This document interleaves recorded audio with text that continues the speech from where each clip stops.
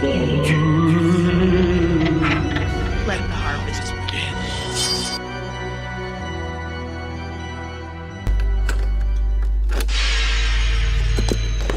A funeral parlor? Way out here? I can't believe we're gonna party here.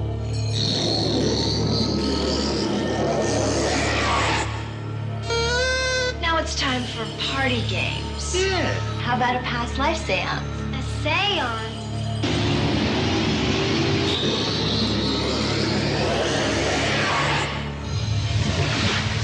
What the hell was that? They're pure evil. They're demons.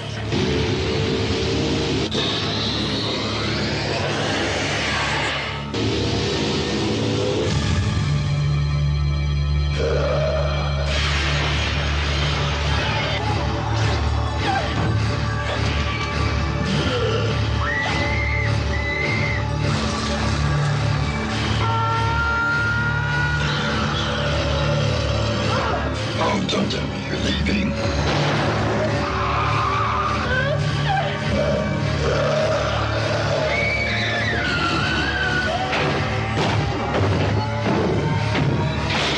Where you going? The party's just begun. Night of the Demons. And rest assured, we've got something wonderful planned for you. Welcome back to the Gory Gaze, the weekly horror podcast where two boyfriends slash up and bleed out horror movies, mostly but not limited to the black sheep, underrated and forgotten gems of the genre. I'm Alex. I'm Stanley. Hi, Stanley. Hi, Alex. Welcome back to another week. Here we are. At the Gory Gaze. Here we are doing Night of the Demons, 1988. Really excited about this one. It's our first Halloween film of the season. I love this. And this one was my pick. Yes, it was. And it's such a fun movie. It's got like a big fan base, mostly because it's just like an outrageous little nasty movie. Mm-hmm. Just off the top of your head, what did you think of it? I actually, if this movie was a little bit more serious, it would be super fucking scary as shit. Because if you listen to the story of this movie, like the whole river being underneath the wall and all that stuff, and the way that Angela knows a lot of this witchy shit, and she's really on point with what she knows about the whole being close to death because of the smell and all that shit. If it was a little serious movie, it would be super fucking horrifying. But the fact that it's a little comedic, which I don't find it too funny. I still find it 80s type horror to me. Yeah. I don't know. It has every single thing, and the gore and the prosthetics in this movie, they're so fucking good. It's almost like if all of the guys that work in the prosthetic department got together, just to show off what they can do with their hands and the work that they can create. I love that you mentioned the special effects because that's one of the hugest selling points of the movie. There's a part where there's an arm on the floor, and if you look at that fucking arm and the blood on it and the way the arm is designed, it looks real. It looks like a real human arm. It's done so well. Honestly, these are the best prosthetics I've ever seen and done in horror. And I know that it was early in horror and there was so much better stuff after, but the way this looks on film, 4K, we just saw it looks so good no matter how old the film was or is. The special effects in this movie are really outstanding. Steve Johnson, who had worked on movies like Ghostbusters and An American Werewolf in London, stuff like that. This was his big first project. Steve Johnson, he would go on to do, I love Pet Sematary too. He did A Nightmare on Elm Street 4, The Dream Master as well. He also did work on Poltergeist 2. Go listen to our episode. The original Fright Night from 1985. He also did work on Videodrome, The Fog from 1980, the John Carpenter film, The Howling. He's done so much stuff and would go on to do more really, really cool things like Species 2. I think the effects in that movie are really good, whether the movie is good or not. The effects are really good. You saying the prosthetic stuff and how cool all that stuff was, I have to piggyback off that and say that there is no CGI in this movie. No, there isn't. It's all prosthetics and all just real special effects that you just don't get anymore. Yeah. It's like Tom Savini, Friday the 13th type of stuff. But it's also melted flesh and demonic eyes and transformations and stuff like that. So yeah, it's all in the eyes. And honestly, like everything looks really creepy and scary, and the makeup is so good and it holds throughout the entire film. And some of them don't even have makeup. It was just like a limb missing, and it was just as scary. To go back to what you were saying about if it were to take itself a little bit more seriously, it would probably be scary. I remember the first time I saw this, which we'll get into in just a second, but I thought this movie was really, really scary. And then I didn't see it again for years. But when I saw it again, I was probably like 13 or 14 the first time. I was 6, maybe even younger. No, I was about 6. Again, like it still scared me. And it was because of the special effects and the makeup. Like there is a lot of comedy and there is a lot of funny type of situations, but it's not like in your face fart jokes type of comedy. It's like horror movie comedy. It's not Leprechaun. It's a good balance of the two, I think. But there are still some pretty significantly scary moments. And again, a lot of it is to be contributed to the makeup, the special effects, and all that stuff. I mean, it's just different from a lot of the movies that are out there that still kind of like scare you. Like, it's not something that you would actually recommend, like, oh, watch this as a Halloween movie. Like, I don't think it would be on a list of, even though to you, Stanley, it'd probably be on a list of watch these for Halloween movies. But it's set on Halloween. Yeah, I know. But and it's just because movie. It has like so much like sex and death in it, like honestly, like this whole movie is, sex and death, there's even like that couple that have sex in a coffin, like for God's sakes. So it's not something like that you'd recommend, like you would recommend like Halloween, Beetlejuice, the Addams Family Values, those type of little Halloween movies that you can recommend. For this to be your first pick for us, the Gory Gays, of course. There's so much gore. The movie's done so well. It tells a good story. It's just, it's a risky movie. Oh, okay. Yeah, it's what I'm like. It's where it falls is like, it's a risky movie. Well, and it's funny because a lot of people haven't seen it either. Yeah, the first time I saw it was last year. Yeah, and there's a sequel, and then there's a third one, and then there's a remake. It has like a franchise. Yeah. And there are so many people that don't know that it even existed in the first place. And if you've seen the remake and think that that was the original one, God help you. Because this is the original one, the one that we're talking about, directed by Kevin Tenney. And it's just, it's got so much going for it, like right down to the VHS cover, which subsequently would become the movie poster, or that was backwards, the movie poster that would subsequently become the VHS cover. And it's funny that you say posters, because that's the only way that I defined both Night of the Demons and Prom Night 2. Come at me, like they're going to come after me. Because you would watch those together, and I would always be confused at the beginning of our relationship. When I would walk into the apartment, Stanley would be watching either or, and it would always confuse me, thinking that it was the same person, the same character. Like, I don't know why I thought it was just a story told between movies, and it turns out that these are completely separate movies. Well, I mean, that franchise as well, though, Prom Night, it kind of goes in a campy, dark comedy direction as well. I mean, the first one is, it feels like it a lot, a slasher, like a straight up slasher, and then the second one is like hokey pokey, like girl ghost killing people out for revenge years and years later in a high school, and it meshes the 50s and the 80s together in like a really cool way. That's really cool. Yeah. And then the third one is like flat out not scary at all. There is like barely any blood because it's just so cut up to pieces.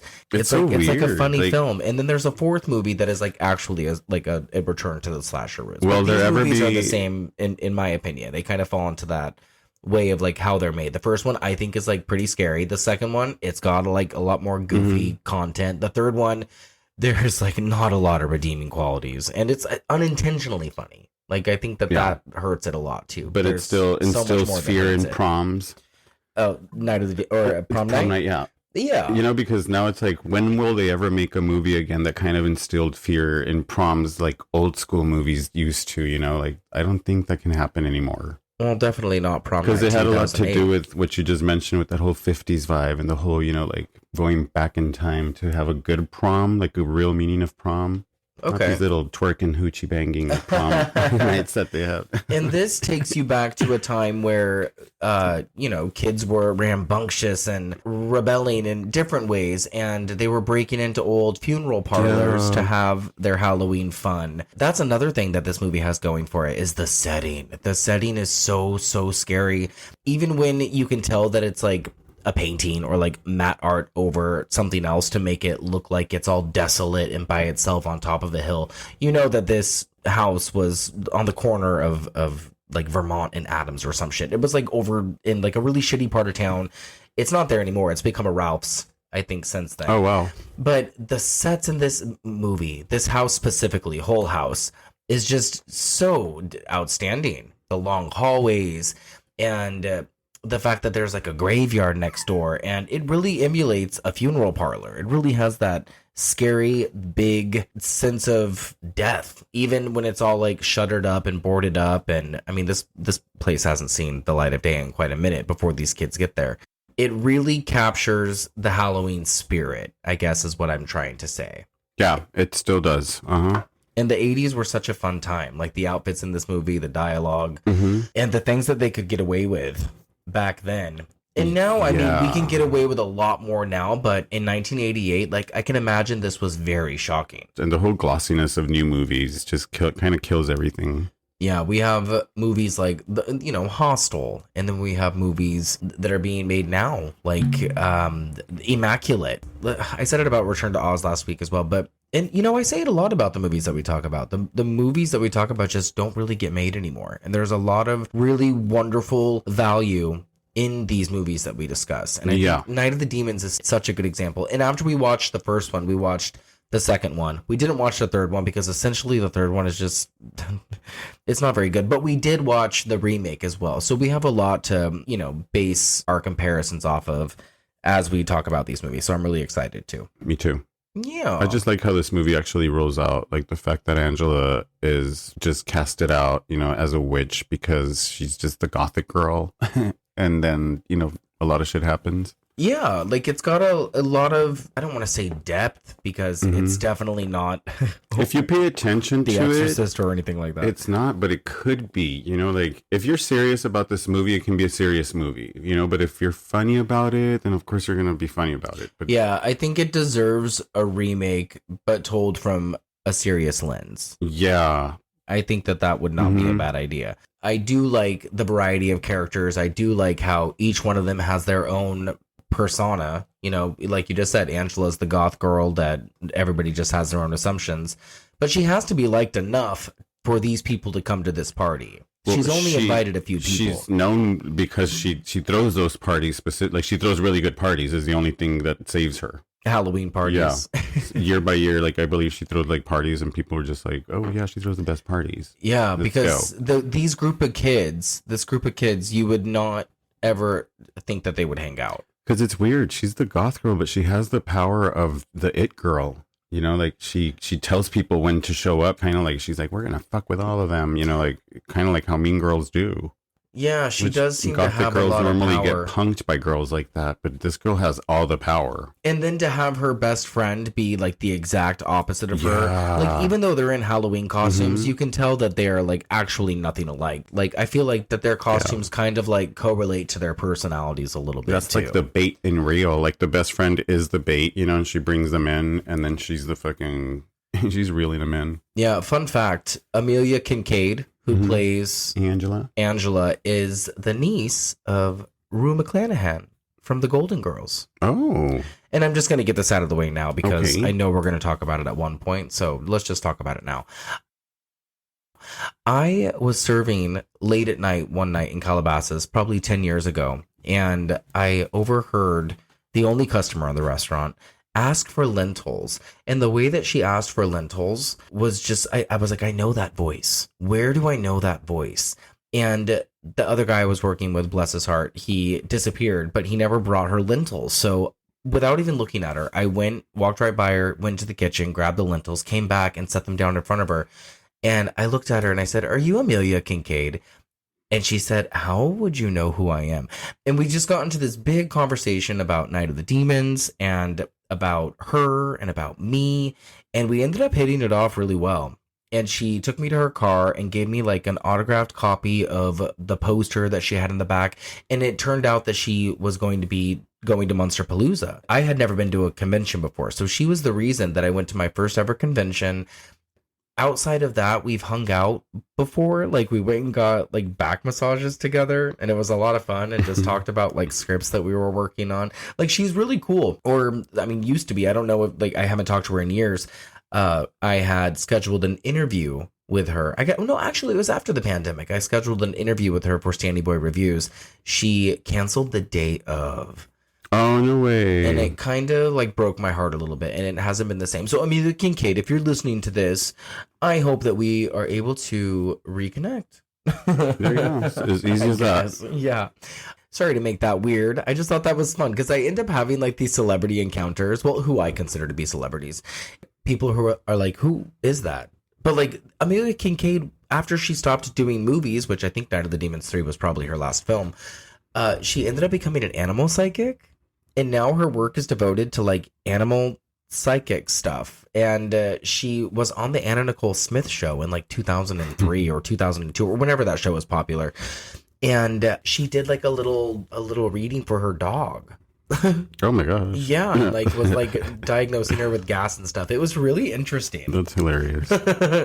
She goes by Mimi in this movie, but since Night of the Demons 1, she decided to start going by Amelia. She was a dancer before she was an actress, so that was like a big appeal for her for this part because she was able to choreograph the dance sequence that we see later on. Oh my gosh, I love that dance. Because she was in like all those, she was like a music video vixen. You know, she was in like Cher videos, and she was in, was it White Snake? I don't know if it was Stray Cats. She was in a Stray Cats music video as well. Like one of those girls dancing on the car. That's amazing. And like being sexy. She was also in Young and the Restless, which I had remembered her from as well because my mom, avid Young and the Restless person, Days of Our Lives. Oh, rest in peace. John Black. That was last week.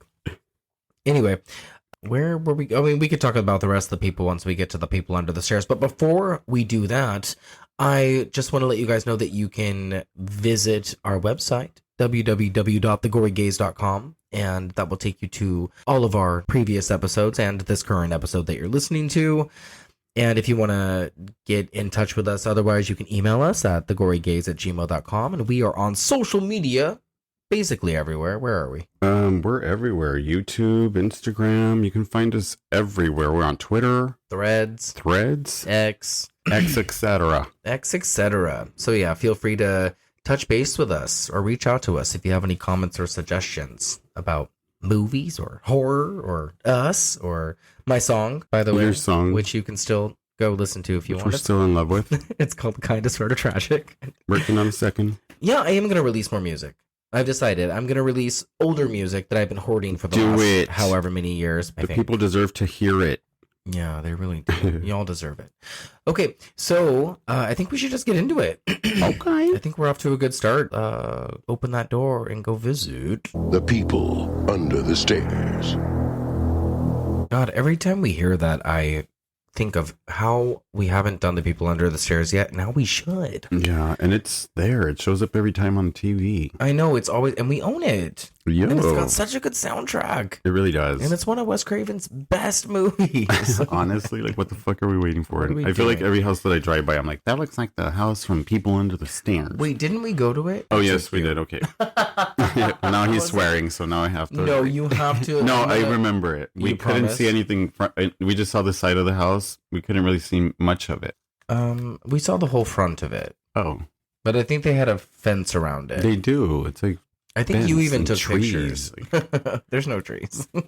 Okay, you know what? But this isn't about the people under the stairs. It's not, and we visit so many homes. I know. Oh, it's just true. you had shared something with me that the Poltergeist house in Simi Valley is going to become an Airbnb. Oh my God! I guess I got a text message the other day and found out as well. So what you know is what I know. Yeah, I mean that just was what we saw, but don't start showing up and knocking at their door wanting. I know, and what's cool about that is that they're going to recreate the inside of the house to match up as the Poltergeist home. That's so really not only is the exterior the same, but they're going to try to match up the interior. I think that's really fascinating. Super cool. Really fucking cool. Okay. Cool. Here we go. Go for it. Directed by Kevin S. Tenney. Ugh. Written and produced by Joe Agustin. And starring Amelia Kincaid as Angela Franklin. And I already gave you my Amelia Kincaid story. Enough. Now we want to hear Kathy Podwell stories. You know, I did meet her as well at a weird little signing thing that Amelia had invited me to, and she was really sweet. Yes. So Kathy Podwell is our Judy Cassidy. Speaking of Judy's, we want to go visit Judy Garland today. Hello, Judy. We did. And she was also in that movie Reunion from Hell, directed by Hayden. Mm-hmm. Hayden, I say it like we're friends. Hayden, I know, you're our like, friends, Hayden. We have lunch with her. And she was really cool in that. But this is like the movie that got her going into acting. Like, she was on Dallas for 70 fucking episodes after this. Like, one of the main characters. Dallas lasted forever. I think it even came back. Yeah. It came back in like 2013, and then I think they did it again.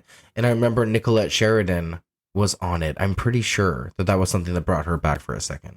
Is that before she got hit with a microphone by Max Cherry? Or what was his name? Mike Cherry? Mark Cherry. Mark Cherry. I don't know. Okay, this Poor must thing. be my favorite name in the whole entire world. Linnea Quigley. I don't know. I think, is it Linnea or Linnea? I think it's Linnea. Linnea, yeah. Linnea sounds better. I've always thought it was Linnea. Correct me if I'm wrong, but I would say Linnea. Linnea sounds right. Yeah, And Linnea Quigley. she's a trip. And this is like our scream queen of the film. Like, Yeah. she had already done Silent Night, Deadly Night. And if you haven't seen Silent Night, Deadly Night, go watch it. This is who plays Suzanne, of course. She plays Suzanne, but I also wanted to throw out just like how many other horror films she's been in, because she's been in so many. She was in Witch Trap, which is also a Kevin Tinney film. She was in Nightmare Sisters. She was in Creepazoids. She was in A Nightmare on Elm Street 4. Like barely in that, but.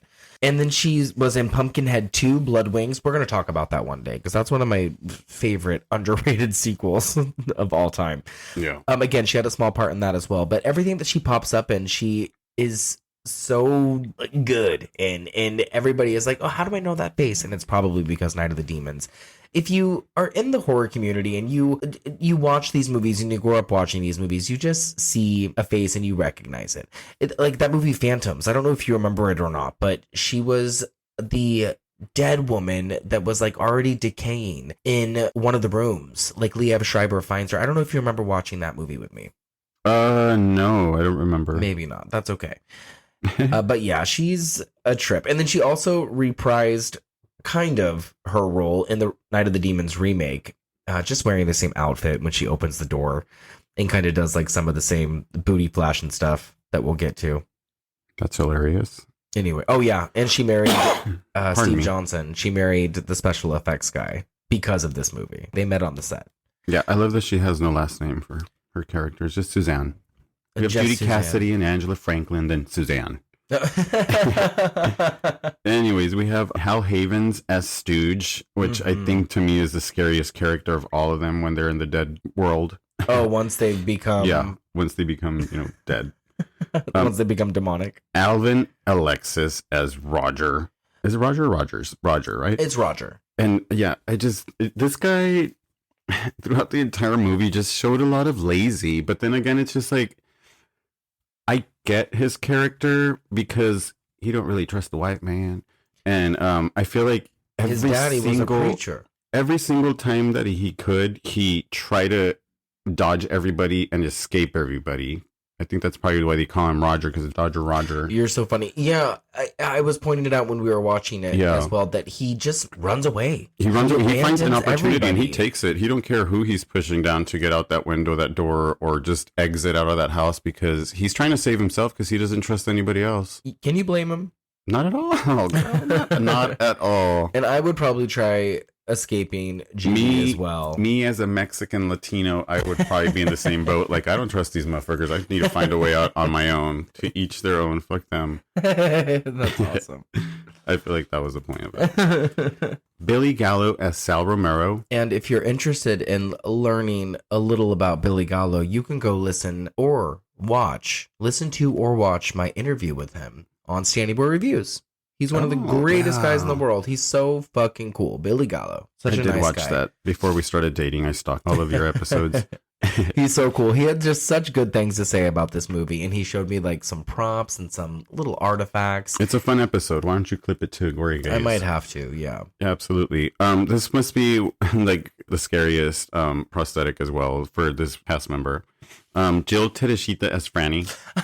You think that she has the scariest makeup? Yeah. Like there's a part in the movie where it's a quick flash, but if you don't catch it, you didn't catch it at all. But it's so fucking good. Like the face looks melted. The eyes look so creepy. She does such a good, like move with her arm. I don't even know if it's her, honestly. To be honest, it looks like a puppet. Who knows? I know that she had done another horror film. She did Sleepaway Camp 3, Teenage Wasteland, and she also gets it in that. Lance Fenton as Jay Jensen, Allison Barron as Helen, and Philip Tanzini as Max. Yeah, I don't know if I forgot anybody or if I didn't mention anybody else, but it's kind of like a big, small cast. I don't think anybody worth mentioning at the moment anyway, because these are the people that we're with, rather. Basically, yeah, this is the party that we're sitting at, so yes. Yes. I had the biggest crush on Lance Fenton and also on Philip Tanzini at a very young age because of this movie. They both appear like semi-shirtless, if not shirtless, and in like sexual situations. Okay. And I was so little when I saw this, and I was like, boys. Everybody would probably be like, Billy Gallo.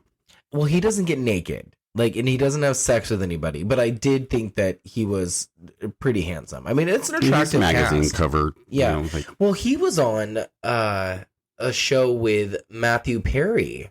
I can't think of the name for the life of me right now. And that's where he got his start. And he also showed up on episodes of Who's the Boss and did a lot of TV later on. Oh, it says he was in Pretty Women. Who was he? The scene got deleted. Oh. Yeah, it was a deleted scene. And also in Crash. Academy Award winning movie. The fucking movie was fucking gold. Yeah, it's an attractive cast. Again, like the only thing that you have to really remove yourself from is the fact that everybody is on the older side. And if they're not, they just look it. They're like 21 plus playing high schoolers. The one who definitely doesn't look high school is Linnea Quigley. Can you stop?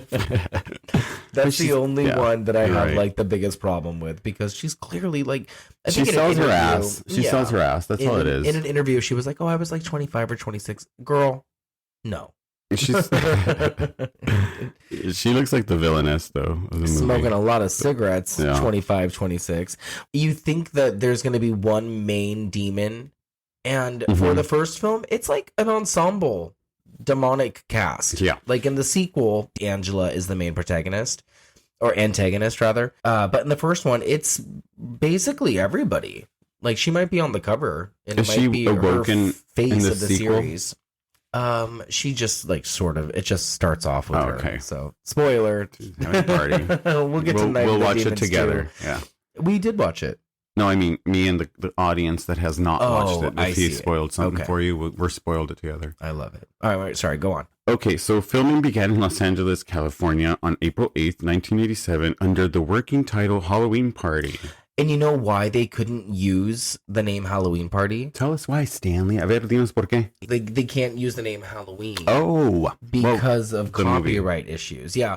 And I know that sounds kind of far-fetched, but the producer, I think it was Irwin Yablans, he came after them and said that they would basically shut the movie down and make it to where they wouldn't get any distribution if they didn't change the name. I think Night of the Demons, they nailed it with that one. I really think so too. It's a good name. thing to work with. Cinematography, I have David Lewis. Edited by Daniel Dungan. It's good. Music by Dennis Michael Tierney. You did a great job, sir. He, I think, ends up working with his brother, Kevin Tierney, who's the director, a lot. Like, I know he did the music for Part 3. I know he did the music for Witchboard. He also did Pinocchio's Revenge.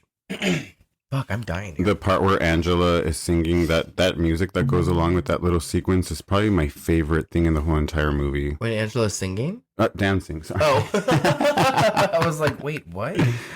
She sings? The soundtrack that this movie has, like the songs that they use, specifically the Baja's Stigmata Martyr, we'll get to that too, but that's during her dance sequence. It's just like a highlight of the movie, and it's because of the music. I think we said it to each other a lot while we were watching it together. Like, wow, this music is so good. And I can understand people would probably or might consider it cheesy or outdated because of like the electrical zings and like the synthy electronica stuff that's happening, but it works really well. It's very much in tune with The Nightmare on Elm Street. It has the same like MIDI vibe. Like it's like a MIDI file that you've discovered off of a computer. It's true, because even the beginning of the movie, it has a lot of like relative tones to the music that makes the beginning of the movie. Like, it's all relative music, like picked from other movies that you've seen. To me, that's what it sounds like. Yeah. It sounds like a lot of like Stephen King movies and a lot of like, movies that you've seen that are like classic horror movies, like all combined into one version of one title song. Yeah, I think that he probably drew inspiration from John Carpenter and Charles Bernstein, but the 80s were such I've already said it, they were such a different time. Things were happening all simultaneously, and people probably ended up stealing from each other a lot. Yeah. That's why I feel like all these group of guys just got together and they're like, just show them what we got and work our best and make a movie. Oh, God, and they did so well. Yeah, they really did. Release date, September 9th, 1988. That was for Detroit. It got released through Los Angeles or wherever else on October 14th. So we're about to celebrate this anniversary. Which is like the weirdest thing. Yeah, it's like the 36th year that this has been out. That's awesome. Happy birthday. Yeah, really. Running time on the film, of course, 89 minutes. That might be the edited version, because there's an unrated version as well, and it took a long time for it to start circulating, but I think there might be. And now we have a 4K. I should have just watched or seen the back of the box here to see how long it is, really. Oh, it's a steel book. Yeah. It's a prized possession, that Okay, one. And I have box office for this movie, $3.1 million. Oh, and that's on a $1.2 million budget, by the way. Yeah, so they made half of their money back. Yeah. It's pretty good. Okay, we're going to give you some critical response. On the review aggregator website, Rotten Tomatoes, Night of the Demons holds a 42%. Boo. On IMDb, we got a 6.1 out of 10. Okay. Letterboxd, I think, god damn it. Oh, it's right here. 3.1 out of 5. Thank you so much. 3.1 out of 5. Okay. Yeah, so that's what we got for that. I think that it's just another case of it took a while, but people came around to it. Yeah. It didn't do terrible in the box office. No, not at all, actually. To make half their money with like what the movie is about, like the plot, like the story, they're just, just to go watch the movie, honestly, because you're just satisfied with what they gave us. Yeah. That's a good amount of money. And this is like another example as well. I've said that like 100 times, of like guerrilla filmmaking. Like they lived in this house. Like the house that was Whole House. This is everybody lived within this house during production. So they slept in a room. A room was assigned to them, or they had to share it with somebody. It was like Friday the 13th. There is a lot of cast members that have said that they had to sleep in the cabins while they were making that movie. It was like really quick too. I mean, they started filming April 8th, 1987. The release date was September 9th. Horror movies they never really got big budgets, especially movies like this. Yeah. And for them to have to do it so quick, and it didn't come without problems either. I mean, the blue smoke that you see throughout the movie, that ended up getting ingested by all of these actors, and for months and months and months on end after the movie was over, they were still blowing their nose, and blue boogers were coming out. Ew. And this was everybody. And like Kevin Tenney didn't even like horror movies just yet, and that's what he would become known for. Keep in mind, there's Witchboard. He did Witchboard 2. I love Witchboard 2. Pinocchio's Revenge, and if you look at his filmography, almost all of it's horror, but also everything gets worse. Like after this movie, this is like his peak, and it was like his second or third movie, I think. But everything after this is so fucking bad. So that was another thing. You have someone who's in the director's chair who doesn't even like the genre. Oh boy. Oh yeah, that's right. I heard that in the the DVD started playing the behind the scenes shit, and that's exactly what had happened. Yeah, that's actually where I got a lot of this, was from the making of on the DVD. So if you guys have the DVD, go check it out. There's a lot of really cool information on it. Only if you like a lot of information, because we were going to do the podcast, I literally turned it off really quick because I was like, nope, I don't want to hear anything. I just want to talk about what I know or what I heard or what I think, my own opinion without it. But for the sake of the plot and all that stuff, yes, let's watch some fucking behind the scenes. I'm excited to watch it after the podcast, actually. Oh, no, I mean, I already watched it anyway. Yeah. It's just long. Those things are always so long. Exactly. And I don't have patience half the time, but I was like, you know what? I guess for note's sake, I should dig into a little bit of production history. I thought it was an interesting fact as well that James Quinn, who is one of the two clerks at the beginning of the film, he is the one that did all the demonic voices. Oh, no way. All of them. Yeah, it took him like 3 or 4 hours to record all the dialogue, and he couldn't talk for days after. But it's his voice. Is that including Suzanne saying... All of them. What does she say that's your favorite? For tonight, anyway. No, that's Linnea Quigley, I'm pretty sure. I love that. I'm pretty sure. I do love that a lot, too.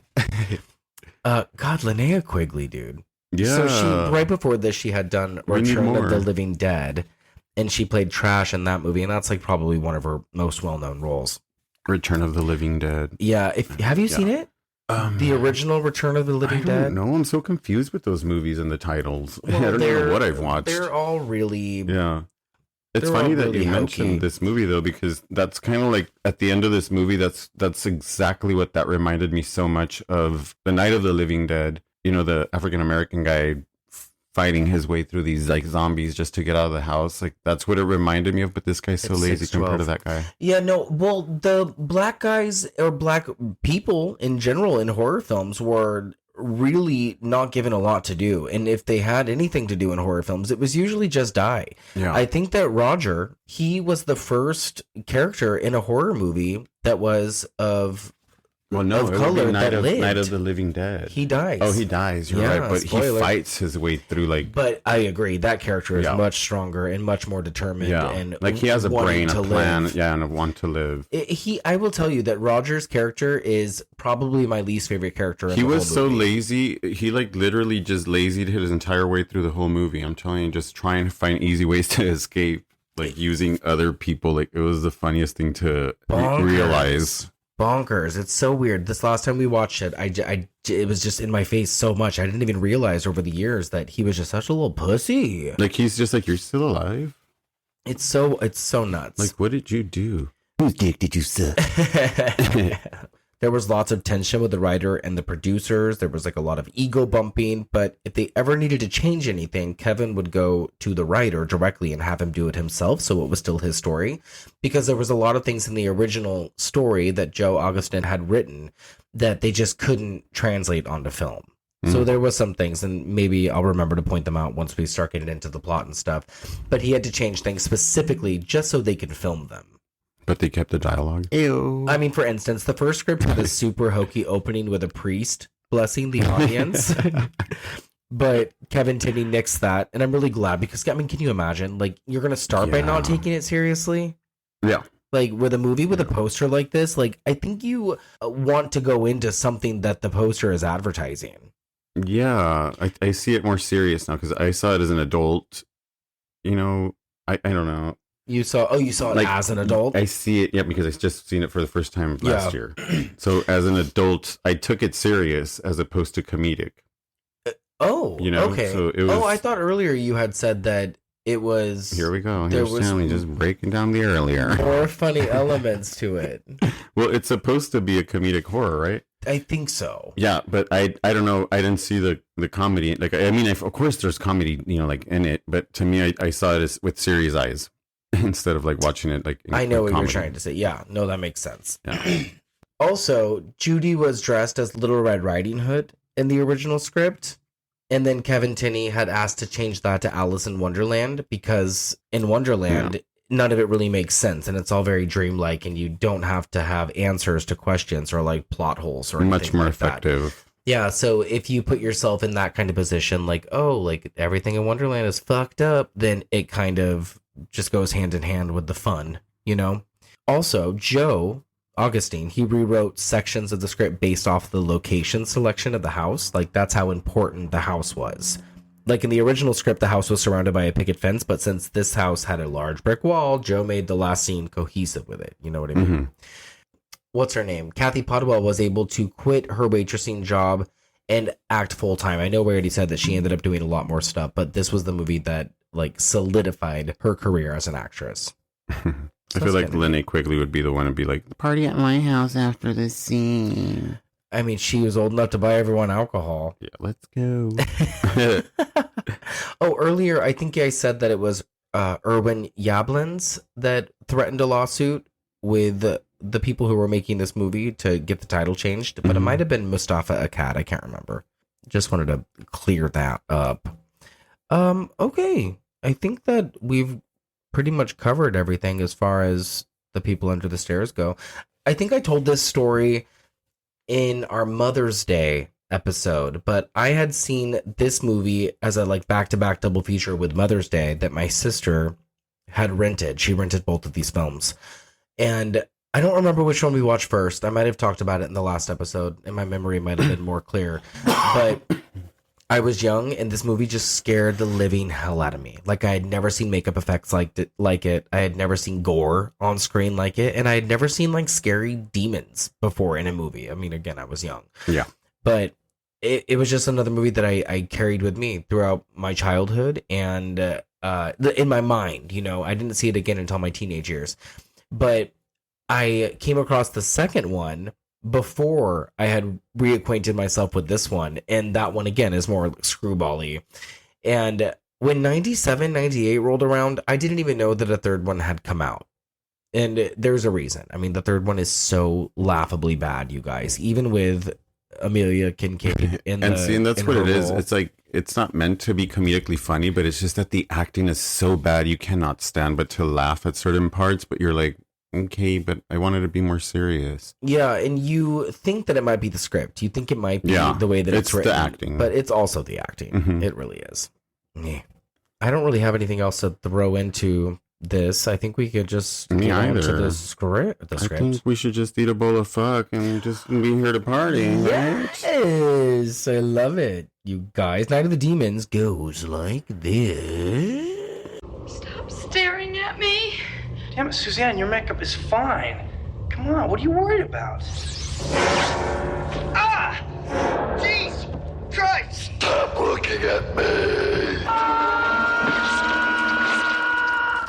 And we start with an animated sequence. What did you think of the animated sequence? I love it. It's what brings you into the holiday. It already starts and it's like very Halloweeny. Like you're mixed between cartoons and like wanting to stay the night, you know, instead of trick or treating and just fuck up some popcorn or a big bucket of candy instead of passing it out. It's really effective. It's such a cool way to start a movie, and it doesn't really give you the idea of what you're in for because it's all animated. Yeah. And it's got this like Fantasia-esque type of feel to it. You know, that Night on Bald Mountain Yeah, that they does. show in all the Halloween, Disney Halloween treats.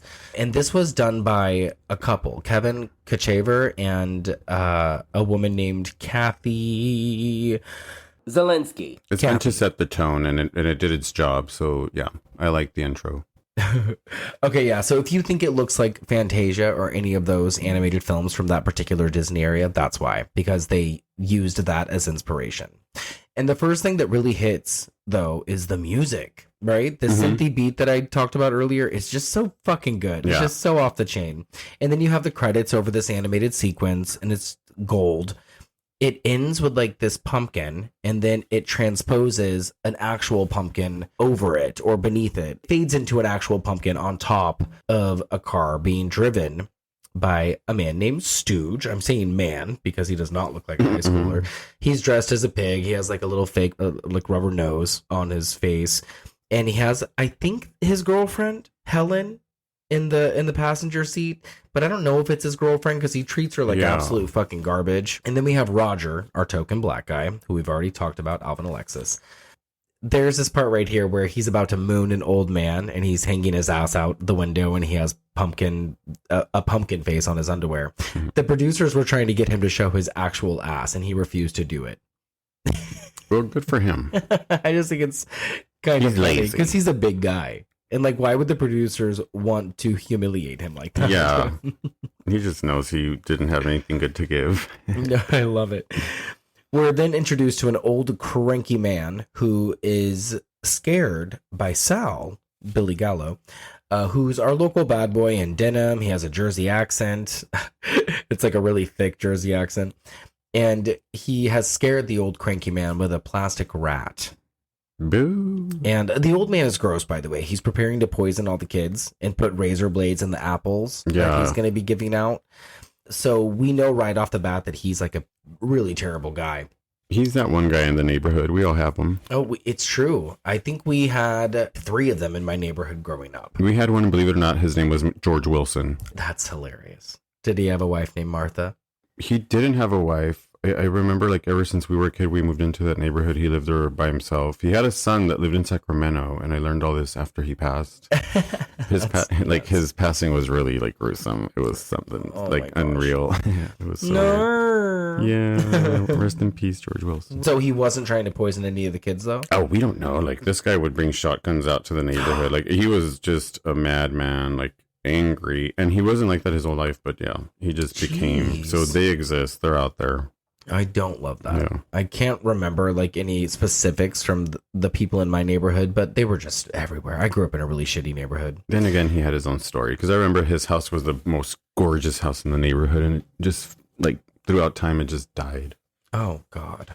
Okay, back to the movie. Like this house, like Whole House. Yeah, really, like Whole House. A nice girl named Judy tries to help this old man, but he doesn't want any help from her and calls her a damn little whore. This guy's so off the wall. Everybody was a whore in the 80s. Especially her. Yeah. So Judy goes home to get dressed in her Alice in Wonderland costume when her boyfriend Jay calls to tell her that they are no longer going to the dance. They're going to be going to a party hosted by outcast Angela and her best friend Suzanne. Judy is reluctant, but she wants to please Jay, so she obliges, even after he tells her it's at Whole House. Now, we've already talked about Whole House, but we have to reiterate, this place is a funeral home in the middle of nowhere. It's like a long drive, and it's got like a really terrible backstory. You need me to do something? No, just putting your cable away so it doesn't bang. Oh, okay. Also, we should discuss her little brother. Oh, yeah.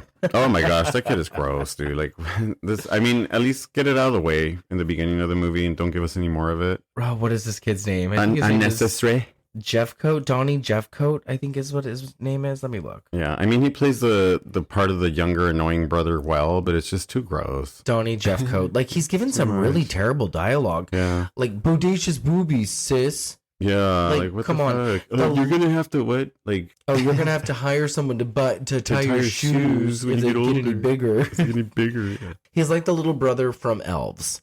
Yeah. Remember when he breaks out of her closet and he's like, "You got big fucking tits, and I'm gonna tell everybody." Like, what's up with these little? They're the same kid. Incestuous brothers. Goodness. Okay, so Sal scares little Billy and accosts him for info on the Halloween party that Judy is going to. I like this little part. I like how we're introduced to Sal initially with him scaring the old man, and then we find out that he and Judy probably have a little history because of the way that he talks with her little brother. You know, you all know who I am. Like, he just has this like big machismo attitude that feels like they've already seen a lot of him before. Yeah. Like, he's been invited to dinner various times. Yeah, but also is like really nice to her mom, but like terribly unruly, like behind the scenes. Yeah. So yeah, again, go listen to / watch my interview with this guy because he's just such a cool guy. So we cut to a store and we have 2 clerks who are oogling Suzanne's vagina as she is bent over to distract them. And I mean, she's not really, but her ass is like out for the world to see, and she's like pretending to look at candy. No, that pot is dripping honey and Pooh wants it. Oh my god, gross. What? Yuck. Do you have sour balls? Why, sure we do. And then she says, too bad. Guess you don't get many blowjobs. Yeah, those jokes, huh? Why do jokes always have to be around blowjobs? We like crazy. And while she's doing this, Angela is stuffing a big pillowcase full of treats and party supplies. And then she walks out stealing them, and no one notices. Like, really? She comes out carrying this big old potato sack full of chips and dips and cookies and everything else in between. You kind of get their dynamic really quick. We have Angela, who's dressed up as like a gothic bride with cross earrings, white makeup, and heavily painted black eyes. Like, she looks really awesome. And then we have Suzanne, who is blonde. I don't know if you would say prettier, but boys probably are attracted to her more so because she appears to be kind of slutty. But she's dressed like a ballerina, I guess. Like, she's wearing a tutu. I would say ballerina. And like high heels, and has like this little girl vibe going for her. I think I said it already, but they don't look like they would be friends.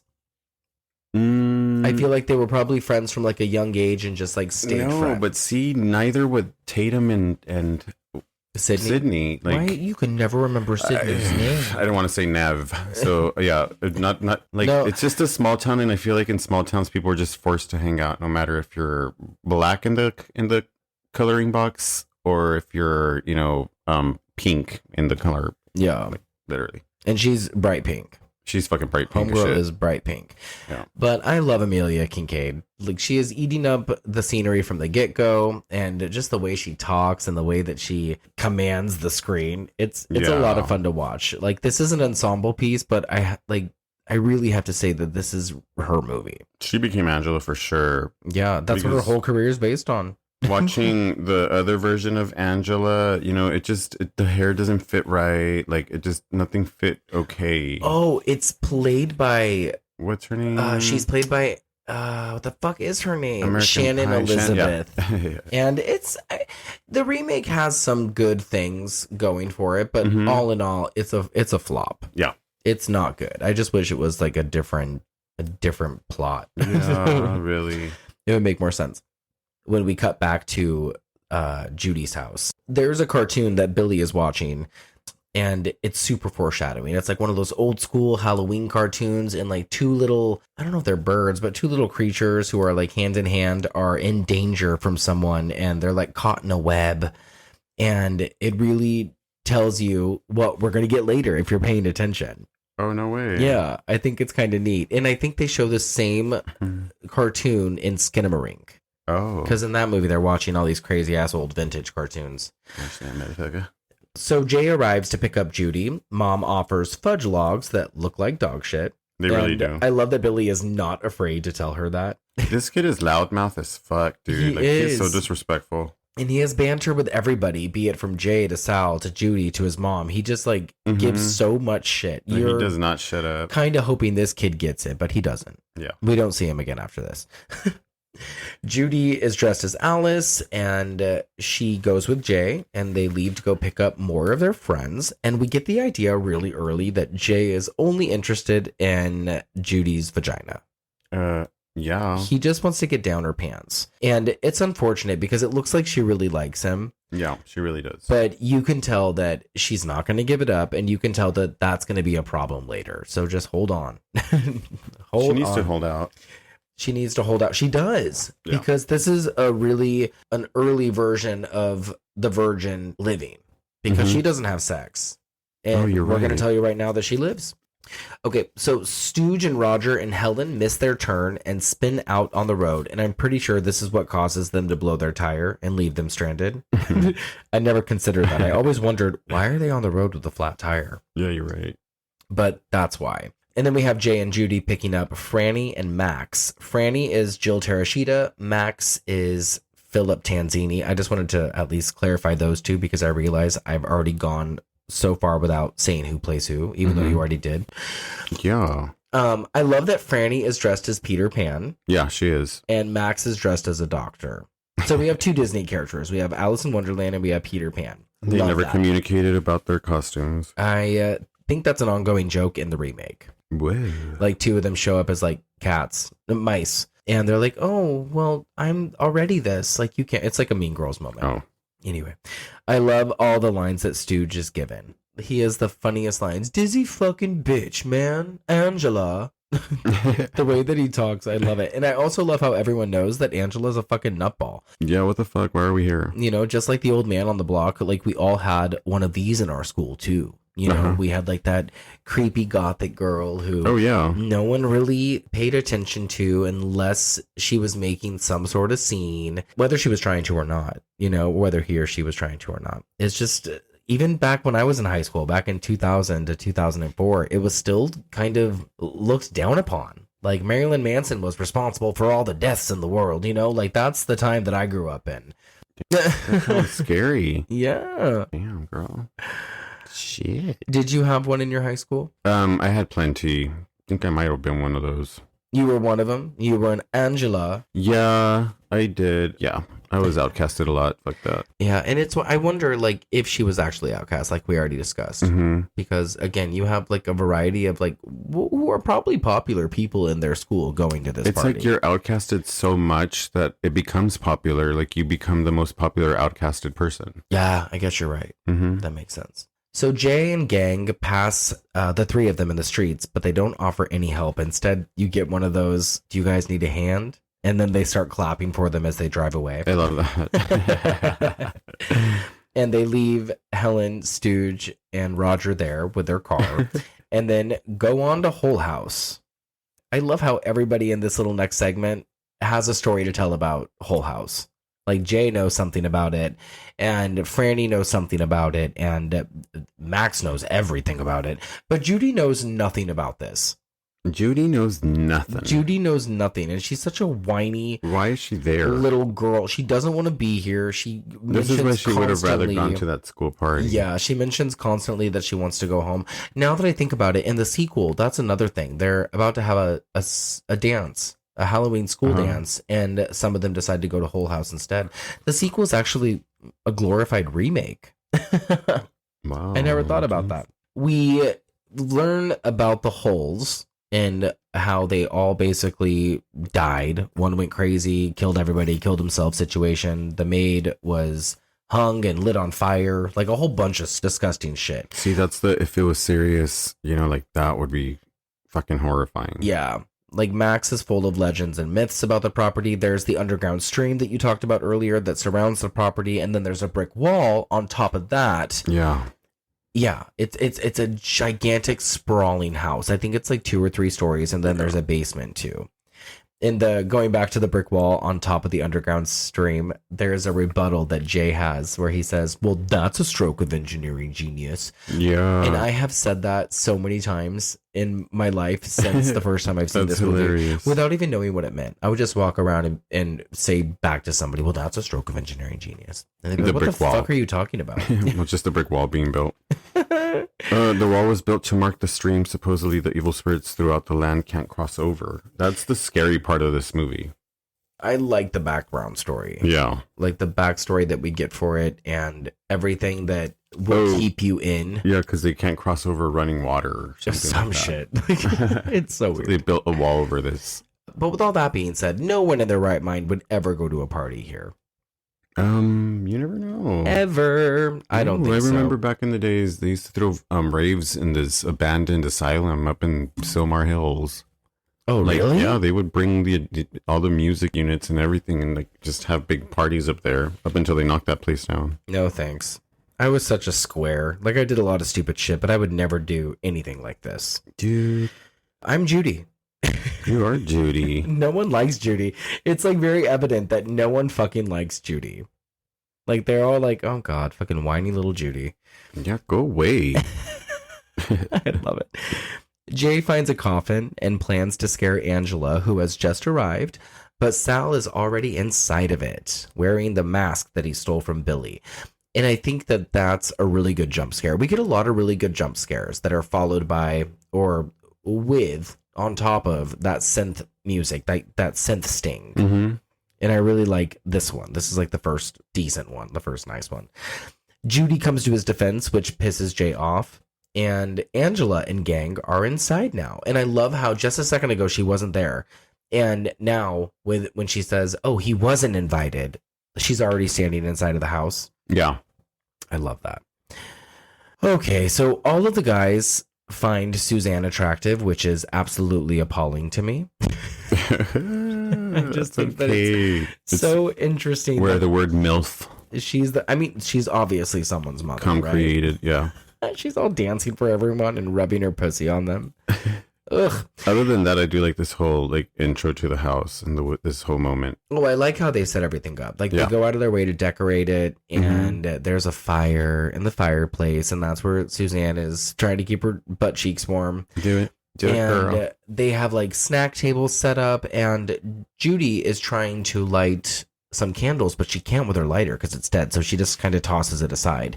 And Angela comes up and she's like, you should not do that. Like the spirits don't like that. So you should pick it up. And then like what she asks her, right? There's this when Judy's like, what's the difference between a possessed and a haunted house? Or oh, no, that comes later. Yeah. Yeah. But it's their first like real interaction together is this part.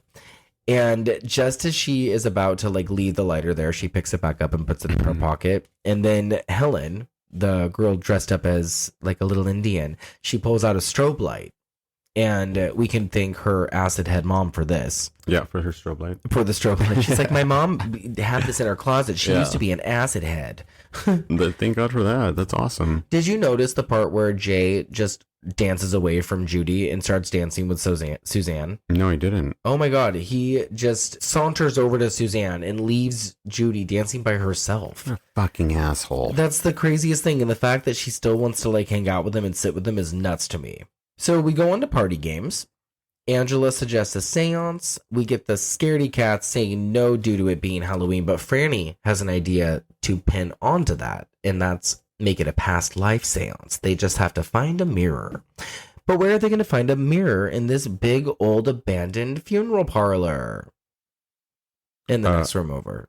Yeah. Just walk to the attic. There's always mirrors in the attic. There's mirrors somewhere, yeah. This one is just right across the hall from them. And there are protesters within the group, and that would be Helen and Roger, and some of the time Judy, but they go forth with the seance anyways. Did you attend a lot of Halloween parties growing up? Yes. Were there any games such as this one? Absolutely not. Like that would only happen in the harvest festivals that were done at the church parking lots down the streets.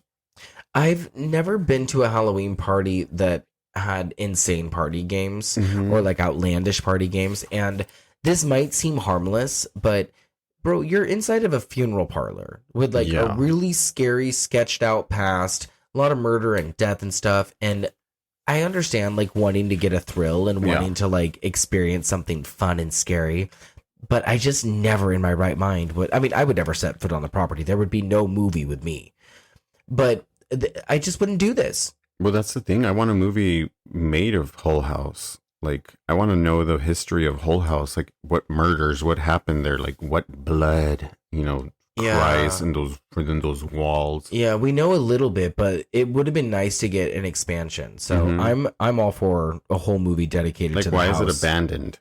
I mean, he killed everybody. Yeah, but like, why haven't they done anything with it? Type of shit. Yeah. Like, why didn't they just clean up the blood? Good question. Get rid of those coffins. Yeah. So they unknowingly summon a demon that is super creepy in the mirror. Yeah, it and really the is. only one who sees it is Helen. And she also sees her own dead body smashed against the glass. Like her face just smashes against the glass and explodes blood. And that's when the game ends because she freaks out and the mirror knocks over and breaks and everyone is pissed off at her. I really like her reaction here, though. She sounds like Mina. Like, I really, really like her reaction here a lot. Like, it happened to her and like the way she just like screams and like nobody believes her. Like, nobody will believe her, but we saw it with her That's as the audience. Part that sucks is that you see her witness it. The reaction that she has is really strong. She has a tremble in her like voice, you could tell that she's fucking freaked out as shit. Yeah, and this whole segment from this part is filmed so cool too, with all the broken glass and their reflections in the glass and the conversation that they're having. It's so fucking cool. I don't know how they did that. It reminds me of The Haunting when the girl gets her face sliced with a piano string. That happened like to me that once. moment, like, really? Yeah, I was tuning a guitar, the first guitar I ever got when I was 15 from my mom, and I was tuning it. I had never picked up a guitar in my life. And tuning it, and the fucking string snapped and hit me in the face. The guitar was like, fuck off, bitch. Yep, and I fucking put that guitar right back in the case, and I was like, we're done here.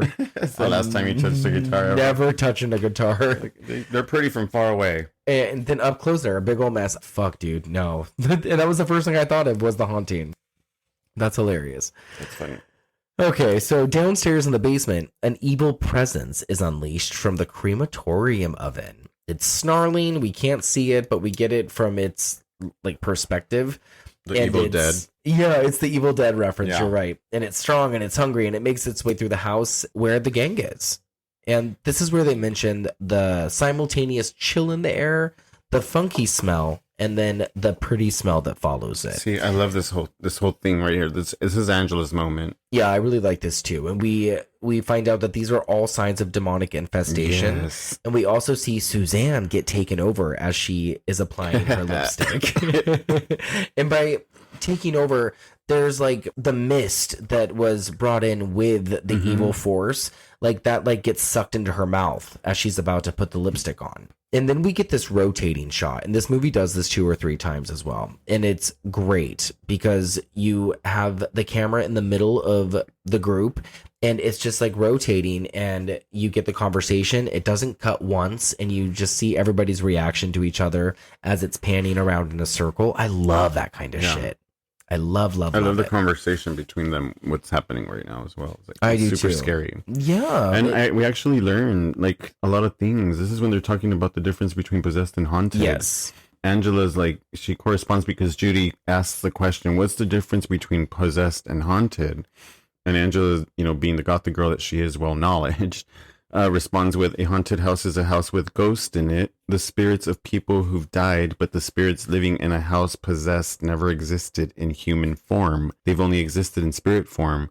They're pure evil. They're demons. And that is so smart. Like, that is straight out of a book of fucking old knowledge of like hauntings and demonic possessions. She knows her shit. That's crazy. I love that whole line.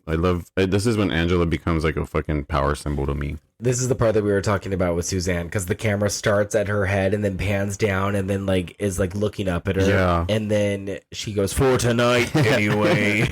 What do they ask her? They ask something.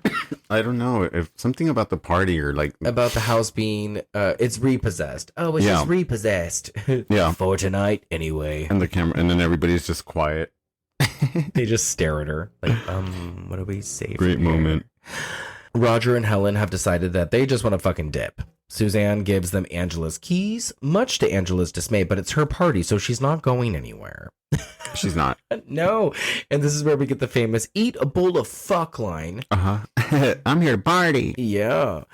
And this is also where the two couples, Jay and Judy, and Max and Franny, decide to venture off and explore the house. Suzanne's kind of acting funny at this point, so she offers for Stooge to take her upstairs, but before she goes, she kisses Angela, and this passes the possession on to her. Oh, that's right. Oh, yeah. It's like a weird zoom in on her, but it also zooms out at the same time on the two of the girls while they're kissing. It's one of those really cool De Palma effects. Yeah. Fucking rad. I really like that. With the music that is attached to this segment, and then the fire, like the flames that are shooting up in the background. Fuck. I don't know if you noticed, but from this point forward, Angela's earrings, her crosses, they're upside down now. You pointed that out to me. And did I? Yeah, that's fucking badass. So I couldn't stop staring at them after. I was like, do they change anymore? Does anything else change? What happens? Every time I watch this movie, I focus on somebody else because that's something I've been doing as I grow up. But I watched her most of the time this last viewing, and it was such a cool thing to watch her from beginning to end. It's a treat. Yeah, when you break Angela apart from the movie, and I'm telling you, like, her knowledge that she has from, like, the real knowledge that she has of her dark side is pretty badass. Like, I want to know more about her and Whole House. About Angela? Mm-hmm. Yeah. Like, we get some more in the sequel, and then the third one, it just throws it all in the garbage. Sucks. It really sucks. We should watch the third one. No, I want to watch the sequel. We already watched the sequel. We can watch it again. So Suzanne abandons Stooge in a dark hallway and locks herself in the bathroom, giving us a boo scare disguised as a gust of wind in an empty doorway. And this movie does that a lot. But I like cheap little scares like this. Yeah. In haunted house movies, because it's a mixture. It's like a haunted house movie and a slasher movie and like a possession movie all in one. Yeah. And so when it goes haunted house route, I really like that. The director took advantage of a lot of the darkness inside of the sets. Yeah, and I think that these sets are actually, it's all just one big set. I think it's all filmed in the house. Uh-huh. And I think they had designed all their shots and stuff based on the rooms that they chose. It's really cool. Yeah. So Jay and Judy and Max and Franny find a scary room, and Max tells them a story about an early settler who eats their baby. These stories are so scary. I don't know how it related to Whole House. Like, it had something to do with how you couldn't step over the underground streams even back then. Mm-hmm. But yeah, all the scary stories that are attached to this house are really spooky. Yeah. It's like its own stack of scary stories to tell in the dark. Yep. That It's its Whole own House beast. is. Where's the miniseries? Yeah, this would be a great miniseries. Whole House. Max and Franny go off to fuck, and Jay tries to get it on with Judy, but she's not interested. She's scared. Outside, Roger and Helen are looking for the gate. Helen has concluded that they're in hell already. It's been like 5 minutes. I know, right? But they've been around the brick wall twice, and they are not able to find the gate. And right then, Helen disappears, and he's all by himself. Roger's alone. But he can hear demonic voices calling his name, so he runs into a car that is on the lot and locks himself inside. Yes. There's a lot of characters that lock themselves inside, like rooms, or are locked in rooms in this movie, so this is just the beginning of that. The locking in. Yeah. Just being locked inside somewhere. Yeah. So we're back to Judy and Jay, who are making out. She still doesn't want to fuck, so he accuses her of fucking Sal and then leaves her in the room, locking her inside. I don't know if he intentionally does it, but she's... No, he gets locked out? Well, she's locked in. Okay. Yeah, he leaves, and then she's just locked inside, and she can't get out. Oh, fuck.